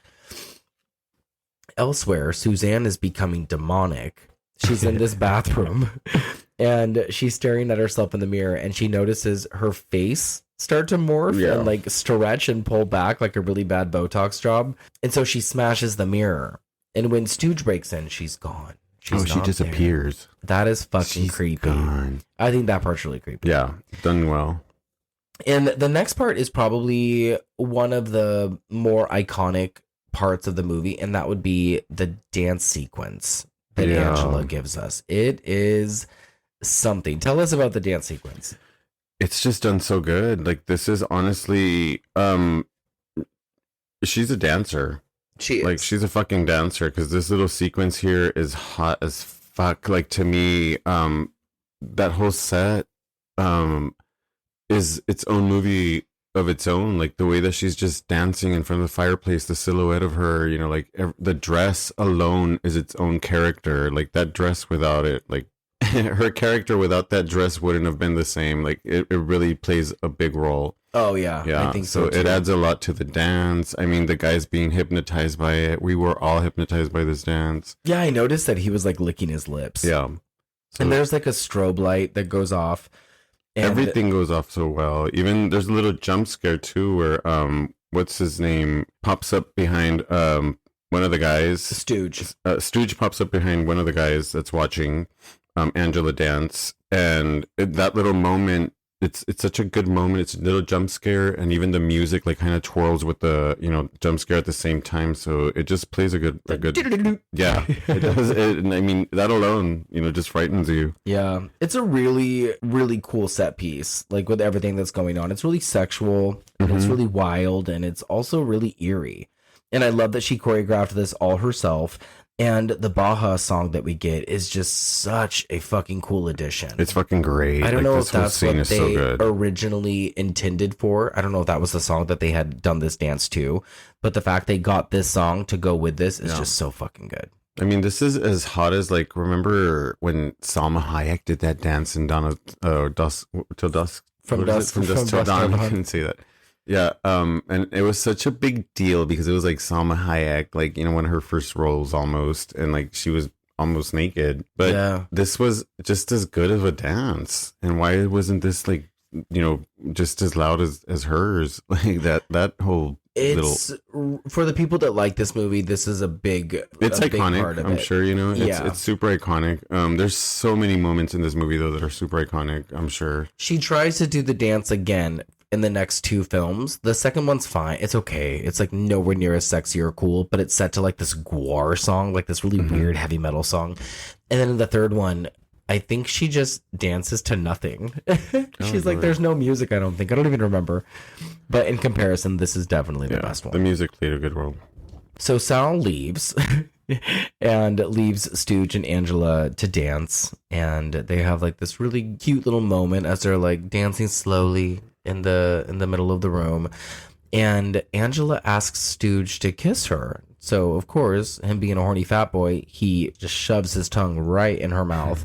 Only for what? So that he gets possessed. No, he's possessed by her. But she also bites his tongue off. Oh, yeah. Sorry, yeah. She bites his tongue off. Sorry. And that part's fucking sick. The way that she is just... Her mouth is dripping blood, and then she spits his tongue out onto the floor. Cool. The noise that it makes. Ugh. It's wild. That is a cool part. And this is also another rotating shot. Like, as she is, like, grasping onto the back of his head with her mouth on his. I love how they're both spinning one way, and the camera is spinning the other way. You know what movie does this? Is Carrie. Carrie does it a lot during the prom sequences. So Sal finds Suzanne in the bathroom, and she's losing her mind and drawing hearts on her face with lipstick. She's making her face pretty. She is making it pretty. Her possession is really fun to witness. It really is. I like this is hers. a fucking cool moment as well. Yeah, because it takes, like, its time. Like, she had already been in the bathroom, broke the mirror, disappeared, and now she's back and just drawn all over her face with lipstick. And the way that she looks at the lipstick and then starts unbuttoning her top, like, you just know something bad is going to happen. Oh, yeah. Like, what is going to happen? You don't know, but you just know it's bad. And then we get tits. Yeah, her breasts are all out exposed. We get titties. Linnea Quigley is no stranger to nudity. She has done nudity in like every movie that she's been in. But you're not really focused on the breast. You're focused on the distorted lipstick all over her face anyway. Oh yeah, she's drawn an actual heart on her face. And we use the word drawn loosely. Mm-hmm. Elsewhere, Max and Franny have found a room full of coffins. So they decide to fuck in one because of course. And this is where we get the lipstick scene. Do you want to tell everybody? Well, fuck, dude. Like, yeah, this is another iconic scene, I'm sure, for everybody, right? Like, where she sticks the stick of lipstick into the middle of her nipple, and there's a certain little pop during this scene that just, like, kind of makes both of us jump. You know, where we both feel like where the whole bar of lipstick completely goes into the nipple, and you can see the finger pop in. And we both agree this shit don't look like it's fake. Like, I don't think it looks fake at all. Completely, it could be a bodysuit over her. Which it is. It really is? Yeah, it's like a plate. They built like a styrofoam, not styrofoam, but it was like a rubber plate, a breastplate, basically. I mean, goddamn, that shit looks so good. And the way she does it looks so fucking good as well. So this whole moment, of course, is one of the most, like, cringiest moments in the movie. It's really, really disgusting. It's disturbing. It's disturbing. And I will say that the remake tries hard to one up this part. Remember how she puts it in her tit and pulls it out of her vagina? No, we didn't need that. Like, where does it go? So like, over the top. That's what you wonder. Like, with this one, it's like, where did the lipstick go? Like, it's just inside of her now. Well, it ends up coming back in the sequel, too. No. Like, they find it in the bathroom, in the mirror. Oh, yeah. That's right. Y'all should watch these movies. They're fun. And they all kind of correlate. Where did you get that? Stupid third one. And here comes Lunatic Jay, who had just locked Judy in a different room. And now he's here and wants to help Suzanne with her makeup. Which, I mean, if you found someone like Suzanne in a room, like, would you automatically be like, I want this person to suck my dick? Wait, I just realized I'm asking you. Shit. Unfortunately. We're alone in a room. I mean, hello. Hey. That's all that matters is, like, you know, like, yeah. What are we having for dinner? Really? Dinner's on your mind right after this? I'm hungry. So Sal has tried to leave, but Angela is burning her hands in the fire and has demonically locked all the doors so no one can escape. This whole part is so funny. She's just warming her hands up. Yeah, and when she pulls her hands out of the fire, they're all crispy and melted. Oh, it's so fucking neat. It's still on fire. Oh, God. There's a lot that happens in this movie, too, where characters just run away and then are somewhere else in this house. Like, they just appear somewhere else. This house we're led to believe it's just humongous and never ending, which I guess goes back to the Alice in Wonderland stuff, too. Outside in the car, Roger has fallen asleep and is awoken by something shaking outside. Shaking the car, I mean. And then Helen's bloody body smashes onto the windshield, much like it did in the mirror during the seance. Ugh, this part's disgusting. He like jumps out of the fucking car and is running and then ends up running back into the house because where else can you go? Yeah. You were not wrong earlier when you were describing like how much sex and stuff is in this movie, because right after all the breast play that we just got, we now get a vagina shot. Sex and death, sex and death, sex and death. And it's all really Linnea Quigley. But again, another memorable scene. She impales herself on Jay's pee-pee, and then when she feels like he's looking at her funny, she becomes possessed and gouges his eyes out. That's hilarious. She's like, what are you looking at? Why are you looking at me like that? Stop looking at me. But this part with the eye gouging is fucking done so fucking good too. It's great. Yeah. So Franny and Max are fucking in the coffin, and that's when Demon Stooge comes in and kills them both. He That breaks guy's scary. Franny's neck and then smashes Max's arm off. And what is He Max really saying? Scary. What? Max is like, not right now. Oh, yeah. Because he is getting his arm smashed off because the coffin door is slamming on top of it. And he's begging Stooge. He's like, no, not right now. Because he was in the middle of sex. He was in the middle of booty. And right before that, right before they get killed, he says, oh, God, this is worse than my brother's V-dub. Like, What? bro, you're having sex in I a know. coffin. You chose that place. See, and that's like nuts. I would have sex in a coffin. You would? Absolutely. Oh my God, Alex. It's not being used yet. I mean, I imagine this one was used. I feel like everything in this house had just been left over. I mean, But it's okay, a tough yeah, one, let's but go where would they fuck in a take the coffin. body? You didn't even hear me. Yes, I did. Oh, okay. So the rest of the movie What? is just a bonkers display of special effects and makeup. But it plays out like a haunted house movie in a lot of ways, right? Yes, it does. Yeah, like random shots of Demon Stooge trying to get into rooms. We have Angela floating down the hallway. It's so effective. And then Sal and Roger unite and they find Judy. And the particular shot that I was just talking about of Angela floating down the hallway and snarling at the camera, it's so fucking horrific. She has to be on roller skates. Yeah. And they used this exact shot or exact like little sequence in all the movies. Every time she's in a hallway, they use this because it's so fucking good. It is good. And They you can tell can't by the redo it. hair. You can tell. Yeah, exactly. You can tell by the hair. Her hair's all short and hair sprayed out in the first one. And the second one, she has like long curls. What the fuck? Angela. Sal and Judy find Suzanne with Jay's eyeless corpse in her lap.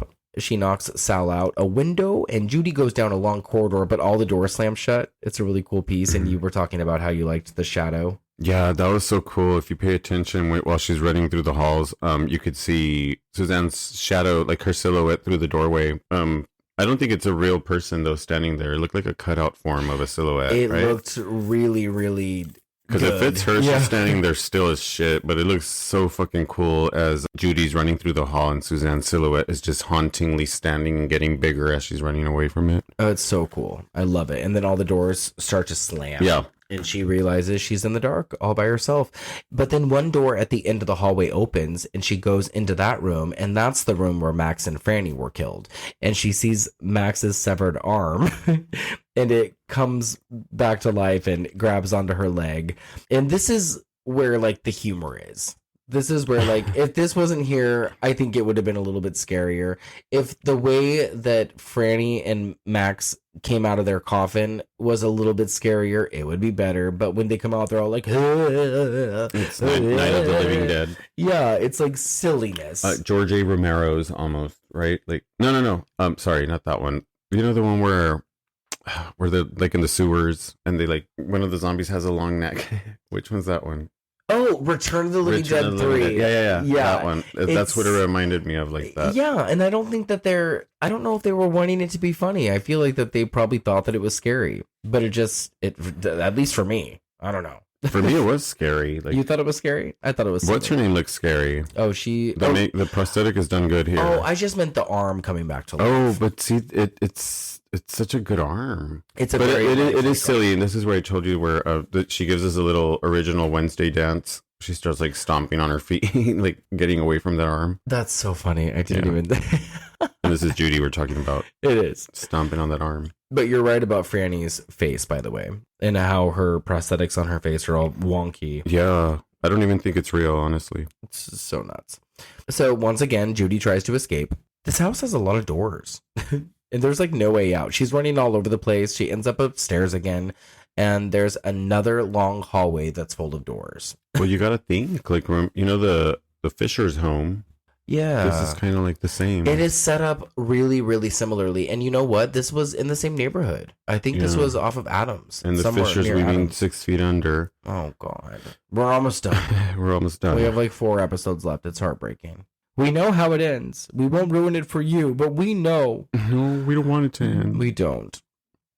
Okay. Sal shimmies up the water pipes to get back into the house because remember he had been knocked out of a window and he's ended up in some sort of air shaft or something. And then he gets the line, "Thank heaven for water pipes." Or else what? I love it. So he climbs up the pipes.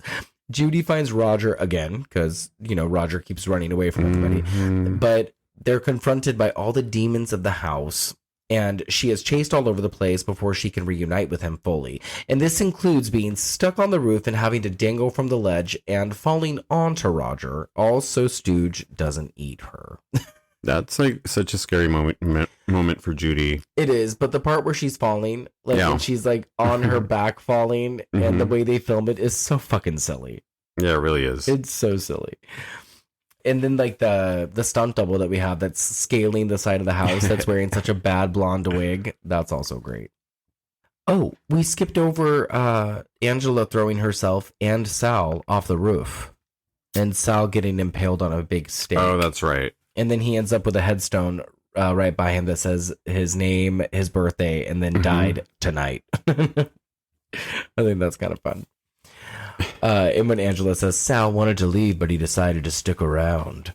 You get it. Get it? Stick around. And we should discuss that Angela is looking fierce as fuck with like her glowing eyes. And she's just floating all over the place like a bad bitch. And she has like melted blotchy flesh. Like her costume's even starting to change, like her tiara. Oh God, her It's getting, tiara like, more spiky, is a snake. Did you notice that? It's a snake, Really? like a twined up snake. I was like, note to myself, pay attention or look up the poster and zoom into the crown. I love it. Because I want to see what it is exactly. I love that.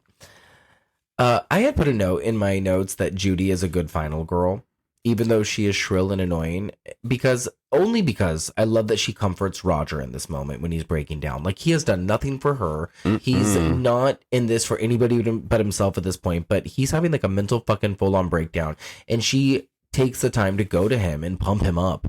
And I like also that when she sees the crematorium door, she assumes that it could be a way out. Like, she's not trying to find ways to fuck around anymore. No. Like, she's trying to like implement survival. Yeah. And she's got a different attitude. But then when she realizes that the crematorium is a crematorium, like her whole face is like, oh, fuck this. Like, so my note is kind of silly. No, that's cool. It's okay. Up until, Yeah, she realizes it. exactly. Oh, and then the monsters start banging on the door and snarling, and they're telling them that they're going to take them to hell with them and stuff. And then Demon Angela, she's like, "We don't want you, Roger. We want the bitch."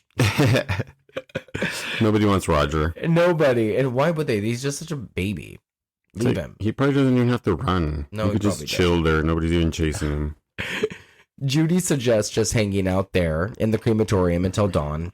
But then Angela uses her telekinesis to unbolt the door. Ability to move objects with your mind.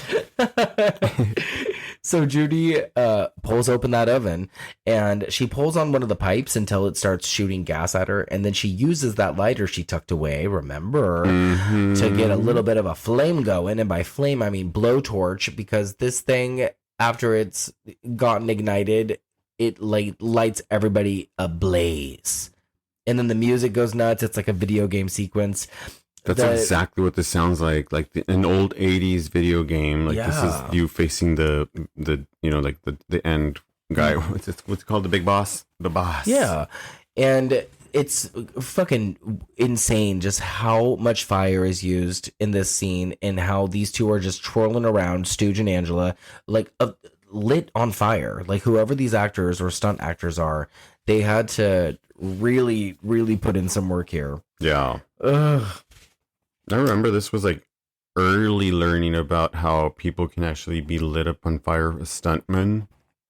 You know, like I for haven't seen movies. it a lot, honestly. I mean, obviously, A Nightmare on Elm Street near at the end, but I had not really seen much of it. Like, you're like, Night of the Demons. Sure, suit me up, light me on fire. What the fuck? How much money are we going to make? They probably did not make a lot of No. money. Roger runs for the door out of fear, leaving Judy behind again. She chases him to the front door, and that's when she encounters Demon J with no eyes. And they always say something like super Shakespearean or something like off kilter. Like he's like, Judy, why hast thou forsaken me? And we're like, wait, why are they saying these kind of things? Oh, what are we watching? It's just, it's Oh, weird. how romantic. I know, it just adds to the fantastical like scariness of it. Like it's weird. It's kind of like it's the history of it all, you know. Like you die and you go back to the 1500s. Like why not? Yeah. Yeah, you So- just glow now, and you're like a ghost from the 1500s. Fuck. Oh god, that's like the last place I would want to be from the 1500s. No, why? No. It's such a good place to be. Anne Hathaway. So we get more amazing effects here. Like we get Angela with her face fucking burned off and like her hair like melted to her face. And this is where we also get all the demons up close. Like we get individual shots of each demon. I was going to ask you, which one do you think is the coolest one? I would say probably the pig, because he had already The looked scary to begin with. I think that he's really scary, especially when he's charred. Yeah. I think Angela being charred up and stuff is also really Yeah. scary. And I think the third most effective one is Suzanne. She Yeah, looks yeah. like a fucking dinosaur. Yeah. Like a Everybody else scary yeah, you're right. dinosaur. Because everybody else looks like they have masks on that are burnt. Well, I think it's interesting that when Max comes back outside, he is wearing his full outfit. Like when he comes out of when the he comes coffin, out he's chasing naked. her. Yeah. And then he comes out chasing without his arm and stuff. Uh-huh. He is Dressed. And then we also have another character that looked different too. And Max. I'm trying to think what it was. Was it Max? That was Max that we were Yeah. just Oh, yeah, talking yeah. about. Right. I can't really remember what it was. But they just don't look the same. Like Mhm. the consistency is not there. It's a continuity thing. Anyway, Roger throws himself out of a window again. I can't believe that shit after all that crap that Judy, you know, like she's there for him. Yeah. All that shit that you had just mentioned about Fucking Judy there being there to for help him. He and pushes save her out him. the way so fast just to crawl out the window. Move, bitch. He really only cares about himself. It's unfortunate. Yeah. But Judy joins him anyway outside, and they have to climb barbed wire to get over the wall. And Judy makes it look so easy. Did you see her? She like looks around and she's like, oh, just kind of crawls her way out. Like, Oh, when she steps over Yeah. the broken window like frame. he like I totally see. breaks everything just to get out. And she's He, like, oh. barrels his way out Yeah. the window. And she just walks out. Just walks on out. Yeah. I thought you were talking about she made barbed wire look easy. And I was Oh, like, oh my fuck God, no. No way. Yeah, there's like barbed wire that's strung up on a particular section of the wall, like the big brick wall, and they have to use it as rope to climb over the wall. Oh, no, because and rescue Roger's themselves. Sorry, I'm cutting you off. Because as soon as Roger jumps out of the house, he's already jumping for joy, saying, we're saved, we're alive, we're saved. Oh, but they ain't. We didn't No. mention that his papa was a preacher. Yeah, Maybe we did. He's got We all did. the faith. Okay, Uh-huh. yeah, that's why he. So the reason why he's That's why. jumping for joy, thinking that they are, is because Judy then discovers that they have to jump over the wall, right? Yeah, they have to get out. They Yeah. have to like actually get over the wall, over the underground stream, and This is the where the barbed wire comes to play. yeah. And then Roger gets to the top and tries to help Judy for a second, but once Stooge comes barreling out of the house all like hot and charred and Yeah. burnt up and starts grabbing onto her legs, Roger's like, see ya, bitch. And Looking then like Papa Voorhees. Yeah. And then Roger throws himself over the ledge, Yeah. like to save himself again. I don't know, dude. This whole part right here, like where Roger's like hearing her scream on the other side, is like so fucking like traumatizing to me. I'm like, I don't know if I'd ever be able to live with the idea of knowing that I was hearing you scream or somebody else hearing them scream on the other side, and I could have done something. He's all like plugging his ears Yeah. and like squinting his eyes. It's That makes gotta be it pretty worse. horrific. Yeah. That he's plugging his ears makes the whole thing worse. Yeah, fuck. I didn't really think about that. Yeah. Well, the demons all come outside, and Angela is the last one. And this is where she has her famous, "Where are you going? The party's just begun" line. And all of them go after Judy, grabbing at her legs as she is trying to get up that barbed wire wall. And she's not letting go. It's so fucked up. I can only imagine, like, her hands. I've cut my hand on barbed wire once, and it went through my flesh so fucking quickly that I can't even imagine. I can't. Well, the sun begins to rise, and Roger finally climbs back up to help her over. Finally is helpful. Yeah. Took him the whole fucking movie, but you know what? He finally comes grows through. some hair. He comes through. And the sun is starting to rise, like I said. So at this point, it's fully out, and the demons, like, they melt away. I don't even know how to describe their demise. They just kind of like shrink down below the camera lens, and then there's like smoke. Yeah. So I'm assuming that the budget kind of ran out. They become like cremation stew. I guess, yeah. Oh. I don't really know how to explain it otherwise. It's effective, but it's also silly. I wanted a little bit more. Yeah. I don't know how else to describe it other than they shrank into the ground.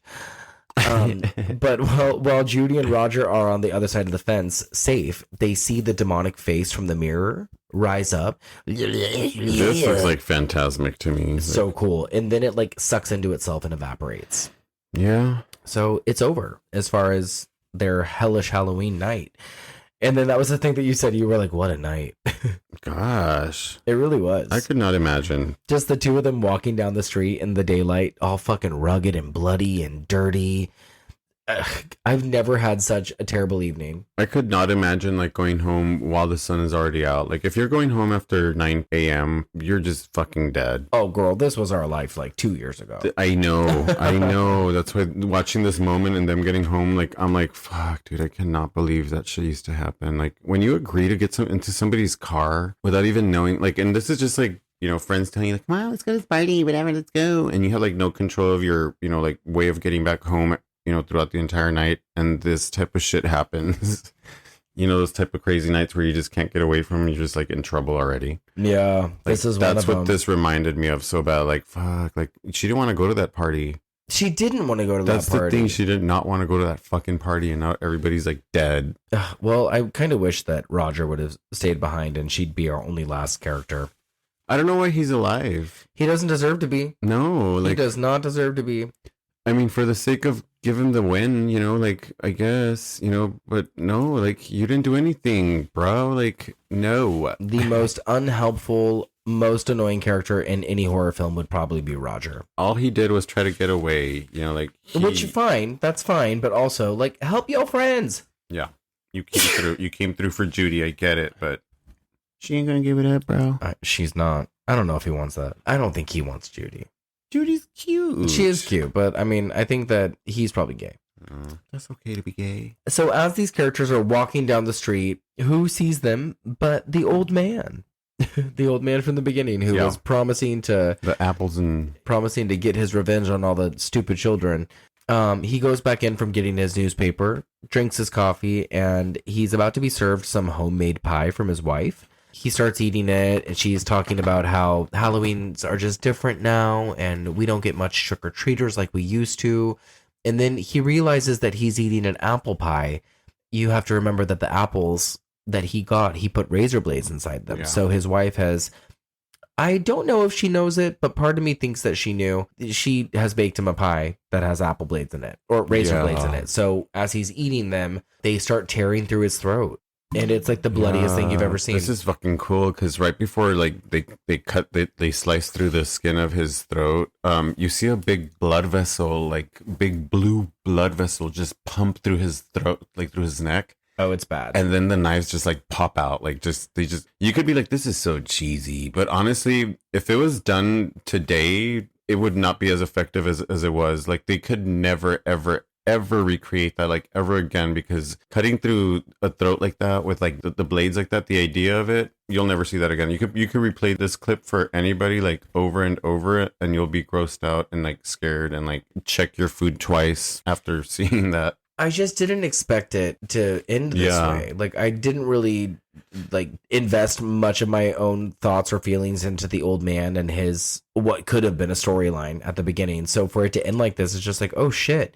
I think his wife figured that he was the one killing the kids in the neighborhood because she's like, yeah, it's just changed. Like, we don't get kids or trick-or-treaters like we used to. And it's like, well, your husband's been killing them all throughout the years. That's why there's no more kids. And that's also what I meant by she must have known, because the way that she walks over to him and kisses his bloody head and then says, Happy Halloween, dear. Yeah. And then it ends on her, like hovering over his dead bloody body, and it cuts to black, and then we get that wonderful closing song. What the fuck is that song called? Play it for us. I'm not gonna play it, but I want to know for the end of our episode. We'll probably get... Oh, you're right. I don't want to get hit by a copyright law. Oh, The Beast Inside by Dennis Tenney? Really? We'll give you that. That's how it ends. But I didn't know that it was Dennis Tenney. I love that. That's the guy who did the music for the movie in general. Don't tell me. But I didn't know that he was a wonderful singer as well. We used to be friends on Facebook. I don't know if we are anymore. He taught me how to use a green screen. Everybody had a part, huh? Yeah. Because you said the director was the guy handing the alcohol in the liquor store? The director Kevin Tenney, did appear at the beginning in the liquor store handing someone pallets of beer or some shit. That's cool. Yeah. I love this movie. Yeah. I love it, love it, love it. I guess it just has had a lasting effect on me. Like, I remember the first time I saw it, and every time I watch it, I just fall in stupid Halloween gory love with it again. I find all these fun things, and I just love the aesthetic. I love the Halloween aesthetic, and there's not a lot of movies out there that are really good at keeping that Halloween momentum. And I think this one's really good at it. Yeah, it's a good initiation to the holiday. This is as good as probably like watching Black Christmas during the Christmas holiday. I love that. You have to have this on your list. I'm glad you think so. Yeah. I'm glad you think so. No, really. And I usually save this for this time of year, this specific season. But I also watch it just sporadically. Like, I'll just find myself in a mid-July afternoon. I'm like, I'm going to watch Night of the Demons. And then I'll put it on because it's just fun. I'm telling you, like, this is you watching this and watching Prom Night. Like, Hello, Mary Lou, you would watch them back to back and they would confuse the fuck out of me. Like, what is he watching? The same movie? Yeah, it's just fun filler. And then when you do sit down and pay attention, it's even better. So even with all the shitty writing and some of the bad acting, this is like such a favorite that it's a 5 out of 5 for me. Yeah, I would say so. You know, like sometimes, I mean, there's like, the camera's just pointed at shit that makes no damn sense, you know, for too long. And the dialogue, I mean, hello, it is what it is. Yeah, it's really cringe. And you do get a lot of like, there's just so much, just enough sex, you know, to be like, who can you share this with? Overall, like, honestly, it's a good fucking movie. Like, I like it. It scares me. I love the idea of the whole, you know, the spirits and the river thing and the water. Like, that whole thing, I want to fucking explore, like, Whole House, like I've been mentioning the whole entire time. They need to make a movie out of Whole House. Well, you like possession movies. Yeah. So this is, I think, a really good possession film. I just want to know the murders that happened in there. What happened? We're going to find out. Or we'll make it up ourselves. Maybe we'll do that. Well, thanks for listening, guys. Oh, what? Diaries of Whole House is what I need. Okay, there you go. I like that. Sorry, I didn't mean to interrupt you. No, you're good. I'm like, bye. I just yelled out, Diaries of Whole House. You absolutely did. Hey, also, did you guys enjoy our trivia episode earlier this week? Because we had a lot of fun doing that. And Lonnie says that we should do more, so we might. Lonnie's correct. Lonnie is right. But what I was going to say is thank you guys for listening to our little chat about Night of the Demons. I hope you enjoyed it. Watch this movie. Watch the sequel. And I guess if you really are a fan, then just watch part 3. You might like it. It's got some tiny little fun parts, but other than that, it's forgettable. And then watch the remake because whatever. I don't have any closing thoughts other than that. No, we would think we gave pretty much enough. All right, good. Well, stay gory, guys. We'll be back next week. Stay gory, stay gay. Yay. Bye. Bye. Eat a bowl of fuck.